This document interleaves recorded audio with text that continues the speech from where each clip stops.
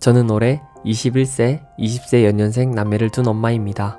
대학교를 졸업하고 입사한 후 출산과 육아로 잠시 쉬었을 때를 제외하고는 맞벌이를 하며 열심히 살아왔습니다. 제 남편은 바쁘게 사는 저를 많이 이해해 주었고 저희는 모든 일을 서로 의논하며 성실하게 살아왔습니다. 저희 부부가 바쁜 가운데 주중에는 다행스럽게 친정 부모님께서 이모님 한 분과 아이들을 함께 돌봐주셔서 회사 일에 집중할 수 있었습니다. 저는 일과 육아 모두 완벽하게 하고 싶었기에 월화 수목 금금금이라는 생각이 들 정도로 최선을 다했습니다. 주말에는 늘 아이들과 놀이공원, 미술관, 스포츠, 체험활동, 여행 등을 함께하며 시간을 보내고 추억을 만들었기에 행복한 가족으로 참 잘 살고 있다고 생각했습니다. 그런데 원래부터 내성적이고 철학서적을 좋아했던 아들이 고등학교에 가면서부터 점점 방에만 있고 말수가 적어지더니 결국은 학교를 자퇴하게 되었습니다. 학교에서 가르치는 것은 살아가는데 전혀 필요가 없고 쓸데없는 것이라면서요. 그리고는 온종일 잠을 자고 오후 늦게 일어나 유튜브와 게임을 하고 아침에 잠자러 방에 들어가는 생활을 합니다. 하고 싶은 것이 있으면 함께 알아보자며 설득도 해보고 울며 호소도 해보고 소리도 질러보고 했지만 바깥 세상으로 나가려 하지 않습니다. 설상가상으로 대학에 들어간 딸은 전공을 바꿔 더 나은 대학에 입학하고 싶다고 휴학하고 재수 중입니다. 왜 이런 시련이 한꺼번에 오는지, 무슨 잘못을 해서 이런 결과가 생겼는지, 어디서부터 비뚤어지기 시작한 것인지 깊게 생각해 보았지만 결론은 늘 눈물뿐입니다. 저는 아이들이 아주 어렸을 때부터 투병 생활을 했습니다. 그렇지만 방에 누워만 있는 나약한 엄마로 기억되기 싫었기에 더욱 씩씩한 모습으로 살려고 노력했습니다. 여러 번의 수술과 치료가 반복되는 동안에도 가족들과 건강한 모습으로 살아야겠다는 일념으로 이를 악물었고 지금도 버텨내고 있습니다. 그러나 아이들로 인해 3년 반의 힘든 시간을 보내면서는 밤에 자려고 누우면 내일 눈 뜨지 않고 싶다는 생각을 정말 많이 했습니다. 더 나은 부모가 되기 위해 책도 읽어보고 강연도 들어보고 상담도 해봤지만 제게는 힘든 일인가 봅니다. 시간을 가져보면 좀 나아지겠지 하면서 지내고는 있지만 끝이 보이지 않아 더 힘듭니다. 늘 중립적인 입장에서 지혜롭게 판단하고 해결해주시는 황장수 소장님께 고견 여쭤봅니다. 저는 어떻게 해야 할까요? 시청자 여러분 안녕하십니까? 친절한 장수씨입니다. 자, 제가 친절한 장수씨를 하면서 친절하지 못하게 혹 상담했다 생각하신 분이 계시면 대단히 죄송한데요. 그렇지만 어차피 본인의 고민을 체결하지 못하셔서 또 제3자의 의견은 어떤가 이렇게 물어보시는 부분이기 때문에 제가 그냥 적당히 이야기하는 게 아니라 제 확고한 생각을 이야기를 주로 많이 하고 있습니다. 그래서 혹시 상담 내용이 친절하지 않고 불친절하게 느껴지신다 하더라도 의뢰하신 분의 사정을 정말로 도움을 드리고자 하는 진심에서 나온 겁니다. 이해를 해 주시기 바랍니다. 자, 사연 잘 들으셨죠? 의뢰하신 분의 말은요, 이분의 가정뿐만 아니라 아마 한 집 걸러 한 집씩 정도가 좀 차이가 있지 자식에 관한 이런 고민들이 대한민국의 집집마다 있을 거라고 봅니다. 자, 그럼 왜 이런 고민들이 생기는가에 대해서 우리가 좀 한번 생각을 해봐야 되는데요. 이 한국에서는 자식을 부모의 어떤 관점에 따라서 키우려고 하고 있습니다. 그런데 자식은 내가 낳았지만은 내 뜻대로 움직여지는 나의 소유물이 아닙니다. 나나 또 의뢰하신 분의 남편이나 이런 분의 뜻과는 전혀 다른 제3자가 나올 수도 있죠. 그 부분을 인정을 해야 되는데 한국의 부모들은 인정을 하지 않습니다. 동물들도 보면 강아지라도 적극적이고 거친 성격이 있고 소극적이고 날 때부터 샤이한 성격이 있습니다. 그래서 그 성격은 평생 고치지 못하고 쭉 가요. 동물들도 이럴진데 사람도 태어날 때부터 그 원인과 이유를 잘 알 수 없지만은 성격이 여러 가지 형태로 세팅되어져 있고 그것이 후천적 노력을 통해서 극복되기가 어려울 수 있는 부분이 있습니다. 이 말씀하는 한 분도요, 맞벌이를 하면서 자녀 문제 때문에 주말에도 자녀들의 체험을 다양하게 넓혀주기 위해서 한국의 모범 부모들이 한 모든 일들을 다 해주며 자녀 뒷바라지, 자녀 성공을 위해서 최선을 다했다라고 자부할 만한 일을 했습니다. 근데 과연 이런 일들이 부모의 관점에서 최선을 다한 것이지 자녀의 관점에서 그것이 최선으로 받아들여졌을까? 저는 그렇게 생각합니다. 한국의 부모들은요, 주중에는 죽도록 일하고 또 애들을 육아를 또 조부모나 이런 사람들한테 맡기고 그리고 또 오면 저녁에라도 뭘 챙겨 묻고 이러면서 아주 스테레오타입으로 자녀들을 대하는 포맷이 있습니다. 그리고 주말에는 자녀의 경험을 넓혀주기 위해 뭐 박물관을 간다, 또 놀아도 무슨 동물원을 간다, 이런 것들이 있죠. 스포츠 한다, 체험 활동한다. 그런데 아무리 부모가 이렇게 해도 자녀의 입장에서는 이런 게 불편할 뿐이고 내가 좋아하지 않는 일들을 부모가 왜 주말마다 끌고 다니냐. 차라리 집에서 그냥 이야기를 들려주고 동네를 산책하는 것이 나한테 더 좋을 수 있다. 그런데 부모는 옆집의 부모들이, 드라마에서 나오는 부모들이, 한국의 모범 가정이라고 비춰지는 전문직 부모들이 하는 행태들을 나한테 강요한다. 이렇게 볼 수가 있는 겁니다. 그래서 나는 성의를 다해서 키웠는데 애들이 왜 고등학교도 자퇴하고 철학적 고민이라면서 히키코모리처럼 방에 틀어박혀서 아무것도 안 하느냐. 하나는 기껏 간 대학을 새로운 거 하고 싶다고 또 그만두고 재수를 하느냐. 절망하고 실망하는데요. 저는 이분이 문제라고 생각합니다. 솔직히 자녀가 문제라고 생각하지 않아요. 애들은 얼마든지 그럴 수 있어요. 저도 숱하게 주변에서 봤습니다. 자, 모든 애들이 공부를 잘해서 좋은 대학을 가서 좋은 대학을 나와가지고 좋은 직장을 잡고 사회 위에 올라가는 건 부모 바람이겠지만은 자식이 생각하는 행복은 그런 게 아닐 수가 있는 겁니다. 그래서 제가 생각할 때는 부모가 사회적인 틀에서 짜놓은 자식의 성공이라는 부분에 대한 눈높이를 저는 바꾸어야 된다고 봅니다. 진정으로 자식을 위한다면요. 그냥 자식이 하는 일을 지켜보고 자식한테 자기가 해줄 수 있는 최선의 조언을 해줘야 되는데 그것도 벽돌 찍어 넣듯이 판에 박힌 대한민국의 중산층 가정의 부모가 자식에게 하는 말을 해서는 안 된다고 봅니다. 솔직히 저는 가끔 가다가 TV나 드라마, 중산층 가정, 상류층 가정에서 나타나는 대한민국의 익숙한 클리셰, 딱 영화 장면에 나오는 듯한 똑같은 이야기들로 똑같이 자식을 교육시키고 이웃과 비교하고 경쟁으로 자식 교육해서 어느 대학 가고 어느 직장에 가는가가 자식이 일종의 자기의 체면이고 그러면서 나중에 자식을 자랑하는 것이 인생에서 내가 성공하는 척도인가라고 바라보는 부모들을 너무 많이 봤습니다. 속으로요. 전 경멸합니다. 솔직하게요. 자식에게 부모는 해줄 수 있는 범주만 해주고요.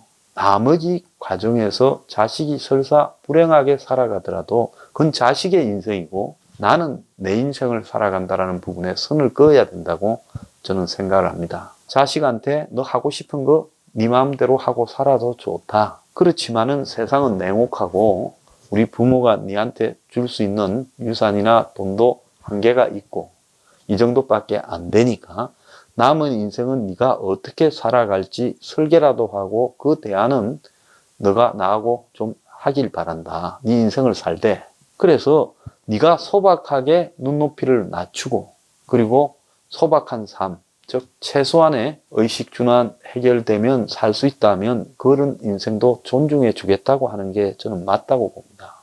따님이요 전공에 안 맞는 공부를 해서 고통스럽다면 나는 니한테 원래 4년을 지원해 주려고 계획을 잡았는데 대학 졸업할 때까지 그런데 네가 다시 그냥 무책임하게 또 대학을 다시 들어가서 간다면 그게 연장이 되는데 처음에 니한테 해주려고 했던 만큼 지금 1년을 다녔으면 3년만 해주겠다. 나머지 부분은 네가 벌어서 다녔으면 좋겠다. 그런 해줄 여력도 없고 솔직히 그런 식으로 해주는 것도 옳다고 생각하진 않는다. 이렇게 이야기해서 자식이 그럼 내가 아르바이트를 해서 벌어서 다니겠다.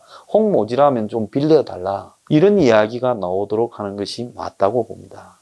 과 잘못 가서요. 대학 4년 다니면 그거 기분 나쁘고요. 대학에 그냥 겉도는 듯한 느낌이 드는 부분도 있습니다. 자, 그래서 제가 생각할 때는 이 부모님이 자신의 문제는 감추고 저한테 내용을 보냈다고 생각하는 부분이 있습니다. 솔직히 말씀드릴게요. 자식들을 부모의 틀에 따라서 쭉 주변의 어떤 패턴으로 가공해서 만들어 가려고 노력하는 속에서 자식들이 일종의 한계에 부딪혔다. 이런 부분이 있을 수 있습니다.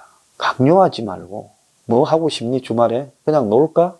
그냥 늦잠 자고 쉴래? 아니면 같이 뭐 집에서 텔레비 영화나 볼까? 아니면 네 방에서 쉬고 싶으면 마음대로 쉬어. 이렇게 하는 것이 훨씬 낫지 않았냐 보고요. 또 자식을 뒷바라지하기 위해서 최선을 다했다는 말을 이분의 글을 듣는 순간에 일과 육아를 완벽하게 하고 싶다. 그럼 부모의 욕심이죠. 그리고 월화수목 금금금으로 일했다는 것도 부모의 욕심이죠. 자식이 그걸 원했을까요? 그렇지 않습니까?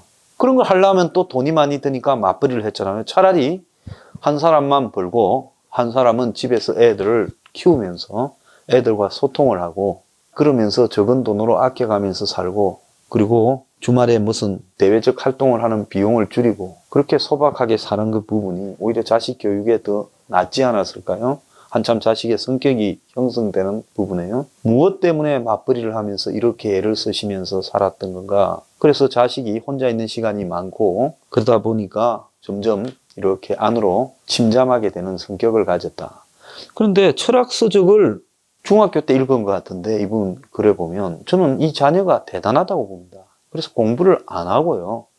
어떤 자격이 없다 하더라도 세상에서 자기만의 어떤 생각이나 관점이 있을 수도 있다고 봅니다. 어차피 지금은 대학을 4년 나와도 썩 좋은 대학에 썩 좋은 기술을 가진 부분이 아니라면 다 살아가는 것이 이 의뢰하신 분의 자녀 세대에서는 비슷비슷하고 특별하게 두드러지고 잘난 사람 숫자가 몇 명 되지 않는 삶을 살아야 될 겁니다. 부모님이 살아온 세상과 전혀 다른 세상을 이 자녀들이 살게 될 거예요.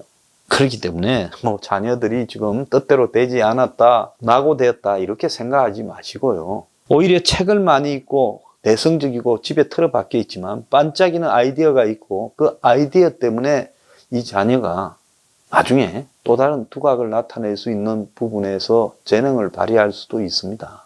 요즘 철학책 읽는 사람이 누가 있어요? 젊은 애들이요. 그러니까 나무라지 말기를 바라고요. 나만 필요할지 모르니까 집에서 공부해서 고졸 검정고시라도 봐라 라고 이야기를 하고 요즘 이제 언택트 원격 교육이 많으니까요. 사이버 대학이라도 좀 논의 집에서 좀 해보는 게 어떻겠느냐 이야기를 하고 그것도 싫다 하면 강요하지 마시기를 바랍니다. 그래서 세상에 행복하고 행복하지 않는가 하는 건요. 우리가 쟤를 바라보면서 쟤는 불행한 길로 간다는 게 그 사람의 입장에 봤을 때는 그것이 행복일 수 있는 겁니다. 그러니까 부모 세대에서 부모의 그리고 가치 기준, 눈높이, 스탠다드에서 애들을 바라보지 마시고요. 그 애의 입장에 서서 그 애가 겪고 있는 삶은 어떤 것인가를 이해하려고 노력하는 것이 맞다고 봅니다. 만약에 제 자식이 이렇다 하더라도요. 저도 똑같이 할 수밖에 없다고 봅니다. 자식을 목을 비틀어서 또 자식을 혼을 내어서 내 기준으로 맞추어 가는 것은 거의 불가능한 일이고 그것이 행복한 일인지도 의문입니다. 그래서 이 자녀들의 부분에서 부모가 해줄 수 있는 부분과 해줄 수 없는 부분을 자녀 앞에 솔직히 이야기를 하고요. 보통 이쯤 되면 집안의 분위기가 대화가 거의 안 될 겁니다. 대화를 하려고는 노력을 해야죠. 부모된 도리죠. 그래서 대화를 하면서 자식의 삶에 대해서 이해한다. 그렇지만 현실적인 문제는 부모도 나이가 들고 죽게 되고 그러면 너네들을 뒷바라지하지 못할 수도 있다. 그때 너는 어떤 삶을 살아가려고 하느냐. 그거는 부모된 입장에서 걱정이 되어서 나한테 묻고 또 네 생각을 들어보고 하는 것은 필요하지 않겠느냐. 이렇게 말을 하는 것이 맞다고 봅니다. 그 전제는 네가 지금 하는 삶을 존중해 주겠다. 그럴 수밖에 없는 상황이라고 저는 보고 있습니다. 그래서 이런 고민 자체가 내 체면 때문에 그런 게 아닌가. 좀 그런 부분도 고민해야 된다고 저는 봅니다. 부모의 체면 때문에. 그리고 부모가 남의 자식과 비교하거나 부모가 설정해 놓은 목표에 자식이 미달되어서 그 부분에 분이 안 풀려서 그런 거 아니냐. 솔직히 저는 가끔 그래 생각해 봅니다. 저 자식이 있지만 내 죽고 난 뒤에 내 자식이 거지가 되든 뭐가 되든 그게 무슨 소용이 있습니까? 다 무로 돌아가는 마당이에요. 그러니까 내 죽고 난 이후에 내 자식이 겪어야 될 문제는 그의 몫이다, 온전히. 그래서 자식의 삶은 자식한테 맡기고요. 오히려 이분이요, 몸도 안 좋으신 것 같은데 자기 삶을 남은 인생 동안에 즐겁게 사는 게 좋다고 생각하고, 내가 너한테 밥 먹고 그냥 밥 먹여주고 집에서 재워주고 용돈 좀 주고 하는 것은 내가 할 수 있는 동안 하겠다. 그렇지만 부모도 은퇴하고 이러면 그것도 불가능하다. 그러니까 네가 최소한의 너의 수입을 벌 수 있는 아르바이트를 하든지 노동은 하든지도 그때는 생각을 해봐야 될 거다라고 이야기를 하고요. 그래서 자기 인생에 대해서 자신의 스스로 책임지고 나중에 후회하지 않도록 분명히 말해주는 것, 이것이 중요하다고 봅니다. 그런 속에서 길을 찾아갈 수도 있으니까요. 일단 의뢰하신 분 본인이 자기의 마음속에 가득 차 있는 욕심을 빼고 자식과 자기 인생을 분리하고 자식의 인생을 인정하고, 그리고 다만 현실적인 문제들을 자식한테 대화를 통해서 알려주는 것, 그것이 중요하다고 저는 보고 있습니다. 세상의 삶은 정답도 없고요, 정해진 로얄 로드, 왕도도 없다고 보고 있습니다. 다들 각자의 방식대로 인생을 살아가는 겁니다. 자, 그 부분을 대해서 부모님이 먼저 변해야 된다. 제가 오늘 드리고 싶은 말씀은 이겁니다. 오늘의 처방, 자식은 자식의 인생이고 나는 나의 인생이다. 자식은 여러분의 소유물이 아닙니다. 내버려 두기 뿐입니다.